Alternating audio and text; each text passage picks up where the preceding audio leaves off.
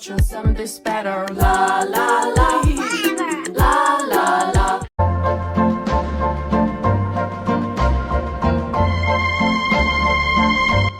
Assalamualaikum warahmatullahi wabarakatuh.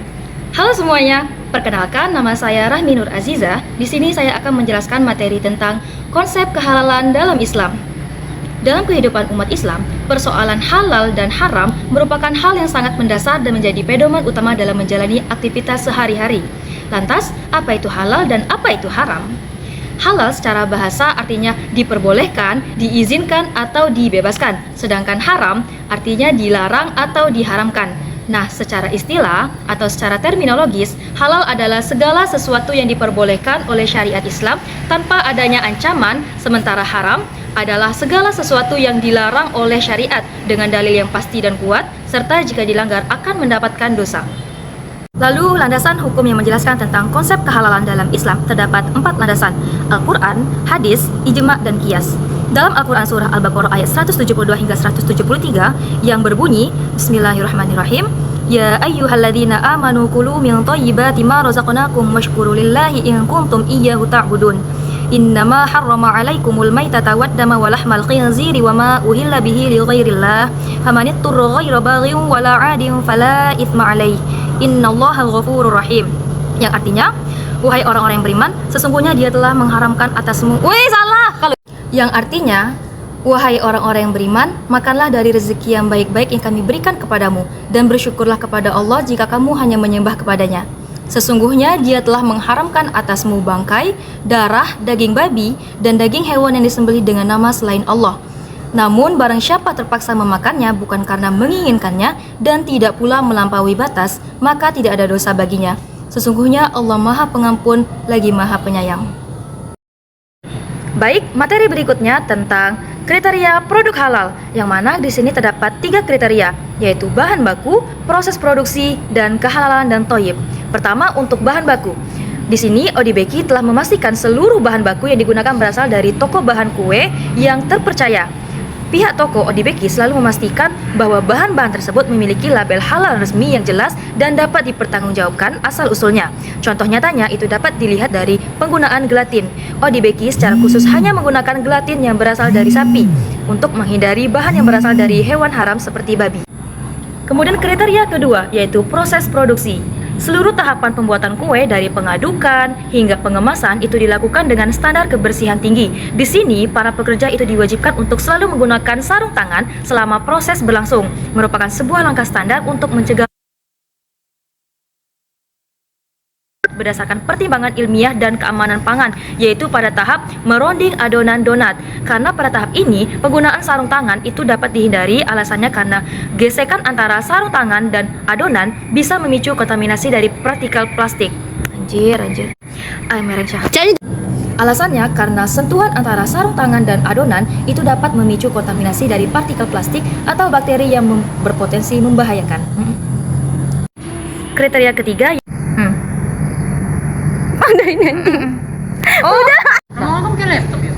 Kriteria ketiga adalah kebersihan dan thayyib. Setiap hari Sabtu, Odibeki akan mengadakan kegiatan yang bernama Cleanication, yang mana seluruh area dapur akan dibersihkan secara menyeluruh. Nah, prosedur ini tidak hanya memastikan kebersihan fisik, tetapi juga menghilangkan potensi kontaminasi silang antara bahan yang berbeda. Assalamualaikum warahmatullahi wabarakatuh. Perkenalkan, nama saya Muhammad Farhan Kurniawan Eri dengan NIM 22231300016 dengan matkul e-commerce dan bisnis digital. Di sini saya akan membaca profil dari Odi Bakery, yang dimana Odi Bakery ini berdiri pada bulan Februari 2022 ketika ownernya mulai di semester 4. Di mana owner itu semester 4 mulai menjalankan bisnisnya ini melewat platform digital, itu mulai dengan PO. Terus Odi Bakery ini bisa dibilang seperti usaha mahasiswa yang dirintis dari awal. Odi Bakery mulai berhenti atau vakum selama 1 tahun, yang dimana vakum selama 1 tahun ini ownernya ini mengerjakan skripsi, mulai dengan mengerjakan skripsi dan mengerjakan tugas kuliah yang lain. Terus sempat pergi ke Jawa untuk melakukan kursus memasak kue atau kursus dalam pembuatan kue. Odi Bakery ini ada 3 produk mulai dari 3 produk yang dimana ada donat eceran 15 varian rasa mulai dari 6.000 sampai 15.000 rupiah. Terus cheesecake-nya mulai dari cheesecake-nya 5 varian rasa 8.000 sampai 30.000. Yang ketiga yaitu custom cake. Custom cake itu mulai dari harga 55.000 sampai dengan 70.000. Odi Bakery ini sangat berkembang, sangat pesat kalau dibilang. Pencapaiannya bisa sampai 60 juta selama 1 bulan. 60 juta selama 1 bulan itu adalah penghasilan kotor, yang dimana penghasilan kotornya ini tidak terdiri dari berbagai macaman kue yang tadi. Masih banyak lagi macam-macam kue yang Odi Bakery bikin. Terus ownernya ini mempunyai 5 karyawan dan dibantu dengan 4 anak magang. Kombinasi antara inovasi produk, manajemen terstruktur, serta penerapan prinsip alalan Thoiban menjadi Odi Bakery tidak hanya sekedar bisnis kuliner, tetapi juga contoh nyata kewirausahaan kreatif yang berkembang secara. Oke, baik semuanya, saya Helen. Saya akan melanjutkan materi selanjutnya, yaitu mengenai pendaftaran sertifikasi halal. Yang pertama, kita akan melakukan pendaftaran sertifikasi halal melalui sistem Si Halal atau link Si Halal dengan metode self-declare. Dan Odi Bakery harus memiliki NIB. Dan dalam tahap ini, pelaku usaha akan mengisi profil usaha dan menyatakan komitmen bahwa ia menggunakan bahan halal. Dan yang kedua adalah bahan tambahan seperti mentega, ragi, coklat, dan topping lainnya yang wajib memiliki label halal resmi dari produsen. Dan juga kemasan produk yang diunggah dan memastikan materinya food grade dan tidak mengandung bahan haram. Dimana tahap keempat adalah verifikasi dan validasi. Verifikasi yang akan dilakukan itu mengenai bahan baku, bahan tambah, dan sistem produksi yang akan diperiksa oleh lembaga pemeriksa halal atau LPH. Dan jika bahan tersebut diragukan, pelaku usaha wajib mengganti atau melengkapi produk dokumen halal tersebut. Dan yang keempat adalah verifikasi dan validasi. Mulai dari bahan baku, bahan tambah, dan sistem produksi akan diperiksa oleh lembaga pemeriksa halal atau LPH. Dan jika ada bahan yang diragukan, maka pelaku usaha wajib mengganti atau melengkapi dokumen halal. Dan yang kelima adalah penerbitan sertifikasi halal. Penerbitan sertifikasi halal akan diterbitkan jika semua persyaratan sudah terpenuhi. Jadi, Odi Bakery akan memperoleh sertifikat halal resmi dari BPJPH dengan fatwa halal yang dikeluarkan oleh MUI. Nah, setelah penerbitan sertifikasi halal tadi, di sini bisa kita sudah lihat bahwa Odi Bakery sudah memiliki sertifikasi halal yang sudah dikeluarkan oleh MUI yang diterbitkan oleh BPJPH pada tanggal 9 Agustus 2025. Halo, saya Tasya. Di sini saya akan melanjutkan materi tentang analisis halal dan Thoiban, yang mana terdiri dari 2 unsur. Yang pertama halal dan haram, yang kedua Thoi. Untuk yang pertama, itu ada halal dan haram. Nah, berdasarkan landasan hukum dari Al-Quran dan hadis yang sudah dijelaskan oleh rekan saya, nah, berdasarkan hal tersebut, maka analisis tentang kesesuaian dengan syariat Islam terkait halal dan haram, yakni terdapat 3 poin. Yang pertama, itu dari bahan baku, yang mana bahan bakunya itu harus sesuai dengan ketentuan. Nah, di sini Odi Bakery itu hanya menggunakan tepung, gula, margarin, mentega, serta telur dan coklat. Nah, Prisa itu sudah memiliki sertifikasi halal yang resmi dari BPJPH. Nah, bahkan bahan sensitif seperti gelatin itu mendapat perhatian khusus, yang mana dalam hal ini Odi Bakery itu memiliki gelatin sapi yang disembelih sesuai syariat Islam, bukan gelatin babi yang diharamkan. Yang mana ini terbukti dari kami survei langsung wawancara ke toko Odi Bakery. Nah, untuk bahan repack atau kemasan ulang dari toko bahan kue, nah Odi Bakery itu selalu meminta bukti sertifikasi halal agar tidak ada keraguan atau syubhat dalam penggunaannya. Jadi dari segi bahan baku ya, itu sudah sesuai dengan ketentuannya. Oke, selanjutnya itu adalah proses produksi, yang mana proses produksi ini harus sesuai dengan ketentuan syariat Islam. Nah, dari Odibeki sendiri, semua peralatan produksinya itu dipisahkan dari bahan non halal sehingga tidak ada kontaminasi silang.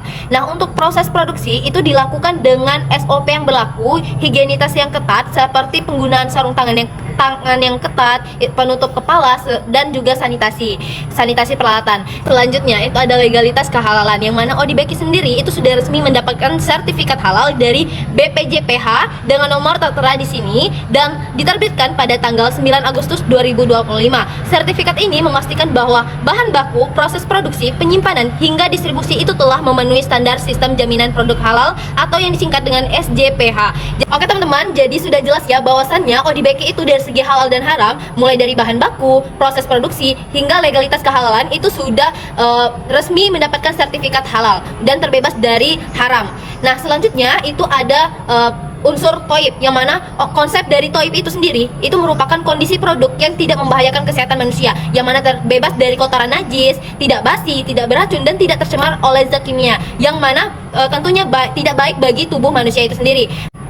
Maka dari itu, hasil analisis pada studi Odibeki itu sendiri itu meliputi beberapa untuk unsur toib. Yang pertama itu adalah kebersihan produksi. Nah, di sini Odibeki itu menjaga standar kebersihan dapur produksi itu dengan SOP yang jelas, termasuk penggunaan sarung tangan, penutupan kepala, serta sanitasi alat sebelum dan sesudah digunakan. Nah, terdapat juga jadwal rutin clean kitchen setiap hari Sabtu, yaitu tentang pembersihan besar-besaran terhadap seluruh peralatan, perlengkapan, dan area dapur untuk mencegah dari kontaminasi dan menjaga kualitas pangan. Nah, untuk praktik ini itu juga sejalan dengan prinsip toib yang menuntut untuk higienitas dalam setiap tahap produksi. Oke, selanjutnya yang kedua dari unsur toib itu sendiri itu ada kualitas dan keamanan produk, yang mana produk Odibeki itu dihasilkan menggunakan bahan baku yang berkualitas, sehingga tidak hanya lezat tetapi juga mengandung nilai gizi seperti karbohidrat sebagai sumber energi, susu dan keju sebagai sumber protein dan kalsium. Jadi Odibeki itu menghindari penggunaan bahan tambahan yang berbahaya bagi kesehatan manusia seperti pewarna buatan yang berlebihan atau pengawet kimia yang jadi sudah sesuai ya bahwasannya untuk unsur halal dan toib, baik dari segi halal dari segi bahan bakunya, proses produksinya, sampai ke toib dari kebersihan produksi hingga kualitas dan keamanan produk itu sudah terjamin dan sudah resmi dari sertifikat halal MUI. Oke, dari seluruh pembahasan tadi dapat kita simpulkan bahwa produk Odibeki itu telah memenuhi kriteria kehalalan, baik dari aspek bahan baku, proses produksi, hingga distribusinya, yang mana seluruh komponennya itu digunakan telah dipastikan bahwa itu berasal dari bahan yang halal dan juga toib, serta diproduksi dengan cara yang higienis sesuai dengan standar syariah. Nah, hal ini juga menunjukkan bahwa Odibeki itu tidak hanya mengutamakan cita rasa, tetapi juga menjaga nilai etika bisnis Islam melalui kejujuran, amanah, dan tanggung jawab kepada konsumennya. Namun alangkah baiknya saran dari kami itu bahwa Odibeki sebaiknya itu untuk memajang sertifikasi halal di outlet atau gerai penjualan, sehingga konsumen itu dapat melihat bukti legalitasnya itu secara langsung. لا تقل لوحدي أو كيف السبيل أنت بالتحدي تصنع المستحيل.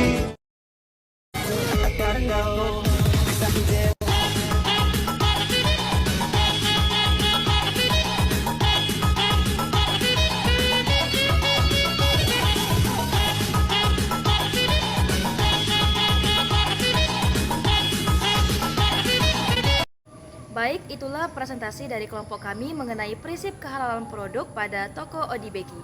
Sekian dari kami. Wassalamualaikum warahmatullahi wabarakatuh.